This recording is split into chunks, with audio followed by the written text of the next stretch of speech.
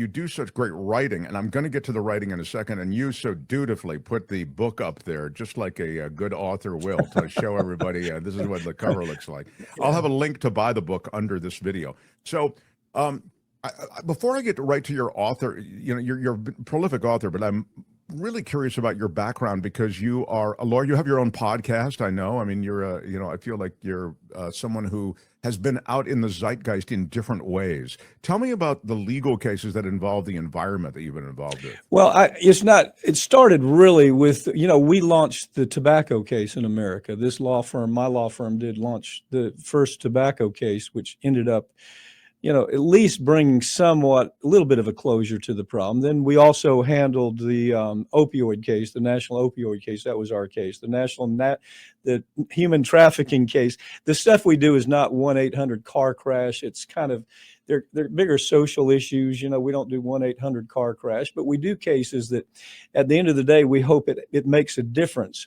So these books all come out of that. This is book number 6. 7 comes out not far behind this, but it's written based on the cases. So it's not a big leap to leave court and say the damnedest thing happened today. Let me put it down in a chapter. Let me tell the story. I think a lot of times, Mark, people are they're busy. Okay, they got to work. They got to pay bills. And they don't have time to get the backstory. And as you know, in this business, you've been at this a long time too, corporate media is wholly dysfunctional. Okay, the idea of getting corporate media to even explain this story, much less explain to the American public how serious this is a big leap. The environmental cases, they were the same way. For example, nobody ever heard of PFAS until I tried the first 5 cases that were tried in the country. And then all Those of a are the sudden, forever chemicals, right? Yeah, forever chemicals, what they use to make Teflon pans. And unfortunately, they also cause kidney cancer and testicular cancer. And the industry knew about it when they were dumping millions, tens of millions of gallons into the waterways. Now, everybody in the world, literally, virtually everybody in the world has this in their system to some degree. Polar bears, for example, in the North Pole have it in their liver. Well, it shows you how ubiquitous that is. But those are the kinds of environmental cases I've handled over the years. And but I've handled a really variety. I guess we've handled 87 of the largest pharmaceutical cases in the country, everything from Yaz to Vioxx, name it. And so it's kind of a specialty. And it gives me the ability to take those stories and fictionalize them, obviously. Sometimes you wonder if the murders are actually going to take place and whether you're going to be the victim when you're going toe-to-toe with these international corporations. But so they're dressed up for a fiction story. The goal, Mark, is to be able to sit on a beach, read Middlemen, for example, and have a good story. I mean, I avoided writing nonfiction for a real reason. Nonfiction has a tendency, it's a different market. People want to be entertained when they have to take on big topics like this. And when you can be entertained and come away and say, I wonder how much of this is true. Let me Google it. Let me look at it. Most of the Middleman is absolutely true. The characters are all created, and the vehicle, the mobster vehicle that's created that drives this story is a creation. But I think the reason these books sell so well is because people are able to say, I learned something and I was entertained. Well, so that's the goal here. Yeah, and one of the things that you do in the backdrop is the word I'm looking for, against which you set your action, is, as you say, there's a reality, and there's an intricate reality when it comes to pharmaceutical companies that some may be aware of, but maybe not everybody, and it does have to do with the middlemen. This is an interesting aspect to the pharmaceutical world in this country. They're called pharmacy benefit managers, PBMs. Mm-hmm. Speak to us about what they are, what their role is, and how they have an oversized place at the table. Yeah, if you were to line up 100 people in a room, Mark, and you were asking what a PBM, maybe 2 could tell you what it is. I call it's a legal fiction. It was created out of the insurance industry in cooperation with the pharmaceutical industry. And the idea was to have this thing in the middle Pharmacy company makes the drug. It goes through the middleman, and then the middleman is the distribution vehicle to the pharmacies. Here's the problem. The middleman is completely and wholly unnecessary. There is no need for a middleman to even exist. I set it up in the book because this is the closest way I can describe it. The mobsters in New York, when they want to take control of a neighborhood, go knocking on the doors and they say, "Hey, how would you like protection?" And what do you mean protection? Well, you'll see what I mean. If you don't buy my protection, you'll see what I mean. This is what PBMs do. Let me explain it. A drug is made. Pfizer makes a drug. It goes through the middleman level. The middleman makes the determination of how much the drug costs, and even worse than that, Mark, they make the determination of, is that drug something we're going to be able to distribute to pharmacies and have the insurance pay for it? Follow me? Sure. They make there may be 5 drugs that do exactly the same thing that one drug does, but the PBM makes the decision, what are we going to let go? What are we going to let through the system? And they get it's extortion. They get kickbacks to do that. They call them rebates. They dress it up. Oh, this is a rebate. Well, what the hell is a rebate? This rebate is nothing more than a kickback. Or they say, well, there are administrative fees for me having to do this, company having to do all this, and so you have to pay us money. Well, what they're paying money for is so that drug can end up at a drugstore. And there's no explanation for it. There's no regulation. This is a company that makes 3 companies make $150 billion every year. And everybody scratches their head and say, I wonder why that happened. There's no excuse for why it happened, Mark. There's no justification whatsoever. So you have the kickbacks. You have it's basically payola. You know, it's pay to play. We'll put your drug out there, but you're going to have to pay us, buddy. And every year they raise that amount a little bit more to where they're taking as high as 40% of the total cost of that drug for mom and pop, for their insurance company to have to pay. And the insurance company relationship with the PBMs, is that one that is inextricably linked? I mean, absolutely. Good question. Yeah, you would think that the insurance company, well, they're just out there and we're finding vertical integration. We're finding where the PBM itself is buying up pharmacies, right? And then they say, you can only buy this drug at our pharmacy. And the insurance company is all part of that. It's all just this ugly web. The insurance industry came up with this idea to begin with because they thought it was going to be beneficial for, well, I can't say that. They didn't think it was going to be beneficial for consumers. They don't care about consumers. They thought it'd be beneficial for their bottom line because they thought the PBM could jack up the price before it got to the pharmacy. Well, that's what they did. And so now we have a system that co-pays every year. You know, Mark, there are people that are living and having to make decisions like this. Do I buy this drug or do I eat tonight? Right. Do I have to split my pill in half so I can pay my rent? That's how bad it is in this country right now. And you speak of this country, so by comparison, there aren't these PBMs in other countries? Is that why they spend a fraction of what we do on pharmaceutical drugs? They think it's a joke. Okay, for example, we pay insulin's a great example. The drug that drives through this story is insulin. Insulin costs $98 here. It costs $7 in Australia. It costs $10 in Canada, maybe $12 at the outset. So what in effect, what we're doing is we're subsidizing the low cost of drugs in other countries, right? Because the company ends up paying that. They have to say, we have to get paid somewhere, right? Their argument is always, well, it's so expensive because we have to do R&D. Well, that's a ridiculous argument. An absolutely absurd argument. 70% of the drugs that are on the market, you know where they came from? taxpayer research at universities. And we The reap drug none of those company, benefits as taxpayers, just the opposite, as you're pointing out. oh, absolutely. So the drug company comes in, Harvard develops a new drug, they get the patent, insurance, the company gets the patent, Pfizer gets the patent, Merck gets the patent, and then they call it theirs. Insulin's a great example. The fella that developed insulin was in Canada. He gave the patent to Canadian universities. He gave it to them, paid $1. Today, that same $1 is what it costs $2 to produce the product now, and they sell it $98 as high as $275. So the PBMs are all part of that.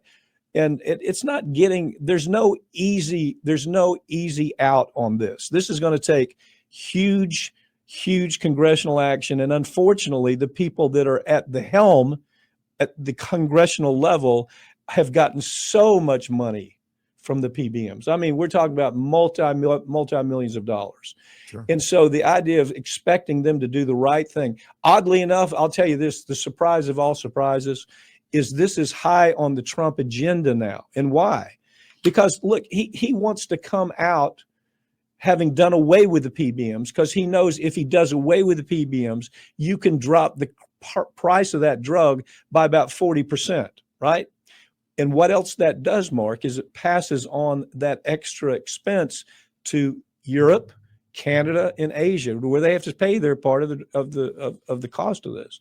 So I'm hoping. By the way, that's interesting to me from two standpoints. First of all, he had a sort of a populist message. Yes. And so this would feed that. I mean, this would serve that. And number two, he talked a lot about reducing the cost of drugs in this country in his first term. Mike, he had 4 years to take a crack at it. Why do you think he did? Well, he did. He actually did. When we heard that, and I'm apolitical. I'm not Democrat. I'm not Republican. I'm talking to you just from what the research and my experience in this business. He actually had a plan to have a dramatic reduction where, for example, you would Medicare, Medicaid, any government entity would actually have to, they would bid on a price. Okay, the company did not have the right to come in and say, this is what we're going to pay. The government had to say, hell no, we'll give you half of that or a quarter of that. That's where he was going. Biden came in and just absolutely reversed all that.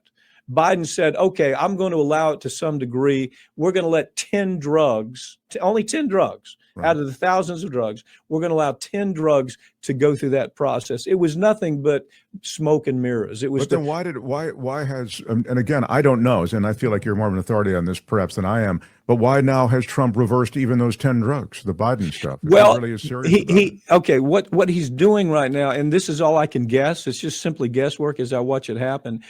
He has to bring the price of drugs down. Okay, he's been too strong on that promise. There has to be something tangible about the inflationary process that's happening in America. Medicine hits it.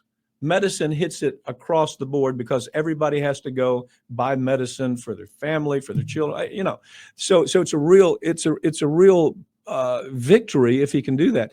I don't know that that's where it's going to go. Well, I mean, as I said, I don't know why he rolled back the 10. I get it; they weren't enough. There was no reason. There was no reason to roll back the 10, other than to say the 10 it's meaningless when it comes right down to it. Yeah, I mean, I took it kind of. I know he does a lot of this stuff where he kind of takes it personally. He goes after everything that's Biden or whatever. But to your point, on the first administration, he had 4 years, and damn it, I was hoping. In fact, I said, look, I know that there's a lot of negative Trump stuff, and my audience, there are a lot of, a lot of us are not big Trump fans, to say the least. But I said, hey, look, this guy, with all of this political currency he has a chance to really make some, if he could really get an infrastructure bill through, if he could really get a reduction in pharmaceutical costs, he's the guy who can do it, because I think he can push it through. People are more reluctant to challenge him. So I'm frustrated that he had 4 years to do it and he didn't. Right. What they missed is he only really started paying attention about last year and a half his administration, to speak to your point. The problem, Mark, is this book, the Middlemen. It's here's the way it's set up to give you a sense of exactly how mobster-like this is. One of the characters in the book that drives the storyline is a fellow named Devlin. He's a mobster from Ireland who's been raised by the mob. He was like a runner for the mob in Ireland. He grew up, the Irish mob basically raised him. They put him in universities. They educated him. They made him look like the CEO of any major corporation. So he comes to America and he says, wow, I see the pharmacy companies making trillions of dollars. If they do something illegal, they don't go to jail. We slap them on the hand, say bad boy, and then it's a get out of jail free, because the Department of Justice is so dysfunctional that if it's a white collar criminal, they're going to treat that criminal differently than they do a kid on this corner with a hoodie on selling 5 ounces of marijuana. Because the white collar criminal, the Devlin characters, like in this book, they don't look like criminals. They have Armani suits on. They have white hair they look like CEOs. They have great educations. They wear a Rolex watch. They drive a Bentley. They fit into this culture that we've accepted in our society, that we're supposed to treat them differently. So Devlin is the vehicle that tells that story. Because even in the book, we see the Department of Justice having plenty of opportunities to do the right thing, but they don't do it. And I live that almost every day, Mark, on every case that I handle. The next book that's coming out is on baby formula. It's on the NEC crisis, where children are dying. Preemie children are dying by the hundreds because they're being fed baby formula. Well, we saw the New York Times just this week. They come up with a story that says the defense firm that defended the company on the baby formula against Abbott, that they now are in charge. Their key person is now in regulatory with the FDA. So there's so many moving parts that the public misses. And unfortunately, I can't, look, I did media, MSNBC for many years. I was a commentator on a lot of shows. And I've watched it devolve. I haven't watched it evolve, it's devolved. And now it's a propaganda mechanism. They don't talk about stories like this. They don't talk about the fact that we could completely do away with 40% of the cost if we just pay attention to this one thing. It's almost more as if they don't understand it. It's not low-hanging fruit, so we're not going to try to do anything about it. Yeah, I mean, that's the media side. I'd see, and you've already addressed the political side, which is drenched in money, and that's the reason nothing happens. But it's interesting you have a whistleblower in this book, and it makes me wonder, where are the whistleblowers in they're real. Yeah, most of the time, I would say in easily 50 to 60% of all the cases I handle. And they're not, again, they're national cases. They're opioids and PFAS and, big pharmaceutical cases. I would say 50 to 60% of the time we have whistleblowers that drive that case. That's where we get our information. Matter of fact, there's services that we hire. Our investigators are, masters at finding whistleblowers, but there's services out there, if you can believe it, that go after disgruntled employees, and they find, what's your story? Tell us your story. And so a whistleblower is going to be helpful. They're not necessary, but they're a nice thing to have. They can get you started into the case. That happens in this case. Before the murders start happening, a whistleblower comes forward and tells a sobering case, because they have the inside information about how a PBM actually operates. Yeah, I mean, it's educating your audience, which you always do in your books, and then it's the thriller part of it. I'm curious, you are so high profile. Has your stuff? It feels Netflix series worthy. You know what I mean? It feels very. I'm wondering if that has a. They're working on. Yeah, they're working on screen. Okay. Yeah, they're working on screenplays on all this. Each book I've written has several stories, and it does fit into that type of. It does fit into that type of profile. I don't write because of that. It's not, I don't set out and say, let me write this like a screenplay would unfold, but they naturally do. They're kind of, I'm sorry to interrupt. I was going to say you have a running character. You have a main character. Yes. Like you could, and that I love for these serialized things that I'm seeing more of. That's why I mentioned it. Yeah. They basically have been the same characters, adding one or two as we go in each book. This book has such an interesting character. He's a PJ. PJ, most people have never heard of. They're called pararescue men. They're trained with the Air Force, and they're special ops people. So he hurts himself in Afghanistan. He's 22 years old, ends up going to law school, comes back and is hired by Dika Thomas at the law firm. And he becomes this really interesting operator. As Deke's talking to him, he says, Michael, this is what I have in mind. And Deke is thinking in terms of this is how it should be done legally. Michael's thinking about how it should be done just to get to the end the quickest. So he's just a wonderful character. I think people will really like him. It's the second book I've put him in. He was in the last book, Suspicious Activity, and they seem to really like that character. But it's fun to create new characters as we go. You know, I'm sure. And but I love that you feel tethered to realities, which kind of give your characters just another texture, a real texture. So I have a couple of just quick questions because I'm going to get them, and I want to make sure that I attend to what will likely be an issue. When you talk about these PBMs, you talk about the CVS Caremark, the Express Scripts, that Optimum RX. There was just a bunch of information showing that they had essentially marked up these prices, as you alluded to it and earlier in our conversation, in such a big way that one can feel overwhelmed. We've talked about the ways in which they have a grip on the government. We've talked about the ways in which lawmakers are reluctant to change this system. What can people do? What can my audience do to push back on this? Well, I wish there was an easy answer, Mark. There's not. This whole process is so embedded in our culture, right? One thing people have a tendency, and I see this trying cases all the time. I mean, the most horrendous kind of conduct, and you'll give an opening statement, and you'll almost see the jury that it's almost a suspension of disbelief, right? Because we want to believe that corporate America at least is fair. And then they hear these outrageous, what sounds like outrageous stories, like the tobacco company or the opioid industry, where it killed 150 people every day. Every day you woke up, 150 people died. And then they see the documents where the company knew about it. And they don't want to buy into it because it's so contrary to what they want to believe, that the system works well. And it's kind of a hiding, let me hide from that. So people, the general public does that too. And it really comes down sometimes to a phone call, to understanding the story well enough, understanding what's really happening. Moreover, who are the 3 or 4 people that are really allowing this to happen?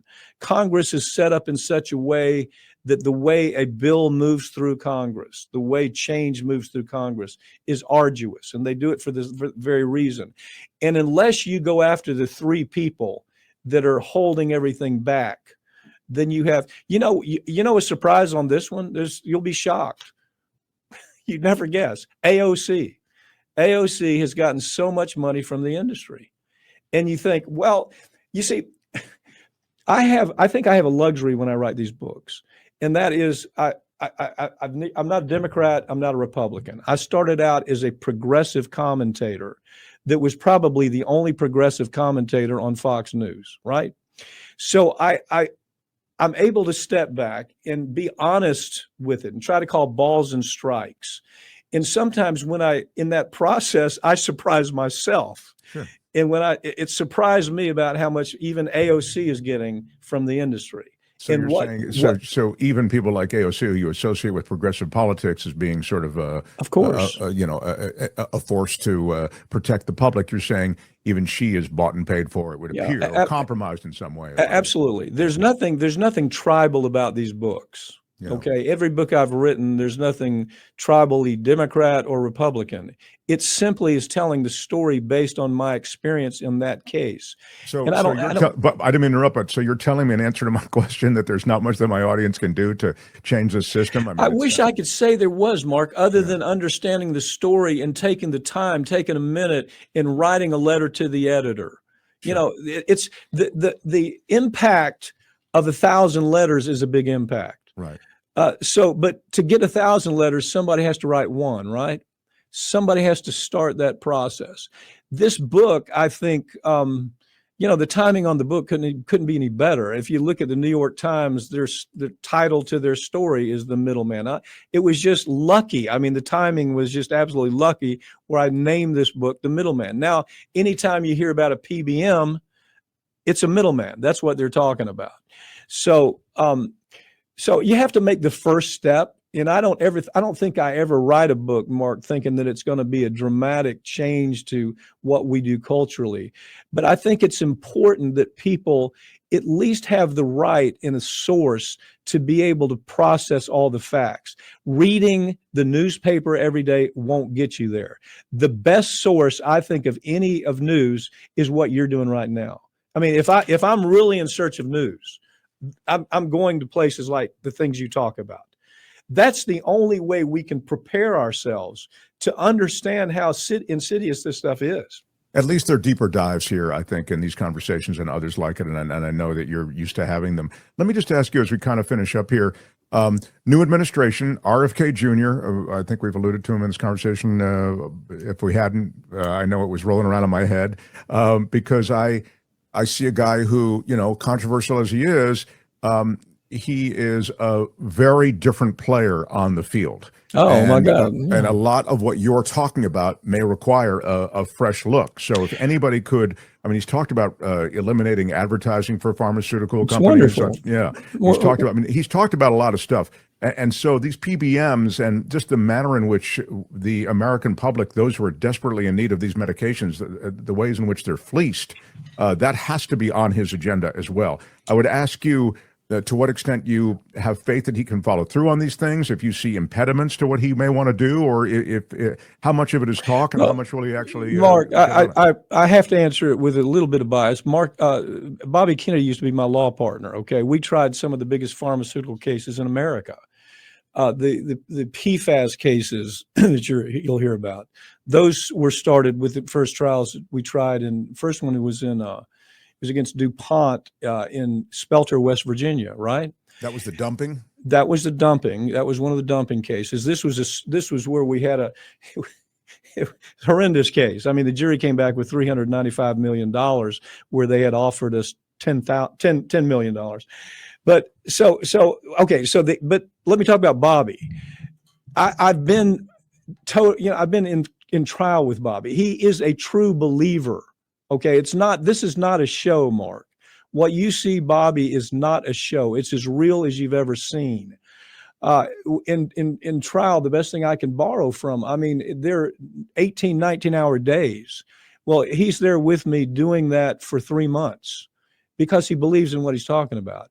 Now, the media, it's easy to take these anecdotal stories like, the bear story in the park, or whatever this story might be. It's easy to take those things, string them together, take his position on vaccines, which was wholly misunderstood, completely, utterly blown out of proportion.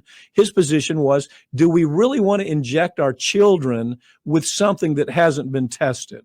Do we really want to use the American public as guinea pigs? That was his whole position on vaccines.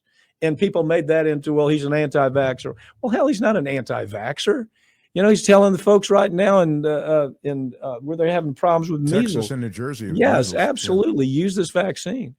So, yeah, to answer your question, I think he's going to make inroads. I hope that he does. He has the courage to do it. He certainly has the discipline to do it.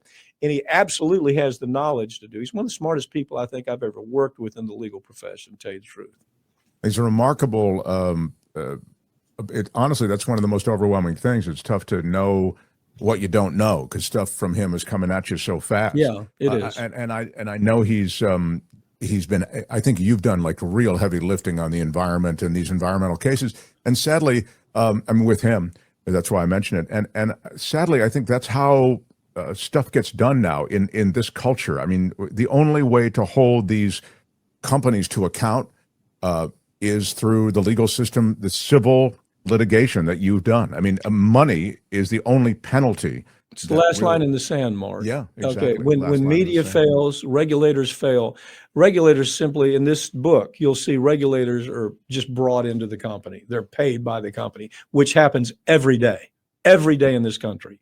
Regulator has a job for $150,000. Hey, Joe, how would you like to come with me and make $300,000? Sure, sure. Um, we're over time, but I wanted to ask you my very last question. I could see how you get really frustrated, how one can become so frustrated with this process, and for all the reasons that you suggested, you can just feel so completely lost in a system that seems built to screw you. So you end up maybe in the kind of situation where there's a vigilantism, like what we saw against that CEO, Brian Thompson, and on the streets of New York. He was the United Healthcare guy who was killed. I wonder if you can give me a thought on that. If you feel and notice within the society that you are so deep in, where you see this, the kind of bought and paid for representation and regulation, I wonder if you can speak to the frustration that builds up in the public and these kind of these acts of frustration, maybe spelled out in kind of individual terrorism. Well, United Health, they have such a horrible history. I mean, it's just everybody has been burned by them. They've had family members die because they couldn't get the coverage. There's been all kinds of ugly stories. At the end of the day, though, even as doing this every day, I mean, you can imagine the frustration and the cynicism that flows with confronting these companies like these PBMs. Just one example. But you still have to understand that we have a rule of law, and that you have to understand that regardless of how we're critical of capitalism, if there's anybody that you ever talk to, it should be me, because I see the really ugly underbelly of how capitalism goes wrong. But I still come back to the idea, what sets us apart is we have a rule of law. We have a jury system that does work.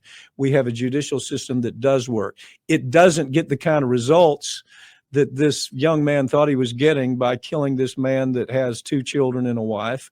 But it's long game, sometimes it's long game. And I have to see it. It's very difficult for me to sometimes to sit through the depositions where I'm sitting across the table from a true sociopath. He doesn't look like a sociopath. He's dressed up like a CEO, but he's a sociopath, and understand that person's making decisions for my family and my neighbors. Well, it's fascinating the work you do, and it's remarkable that you're able to do as much as you do on the legal side and still be as prolific as a writer. Again, The Middleman is a new book that we will link to at the bottom of this video so people can get it. And it sounds like get educated while also taking a great thrill ride. So really do appreciate you joining us always, Mike. Really well, thank you. Thank you for the work you do, Mark. Thanks so much, pal. Mike Papantonio, everybody. Hi, it's Mark, and I thought that was great. Hit the notification bell, you'll know whenever there's a new video being dropped, and please subscribe to our channel to help us save the universe.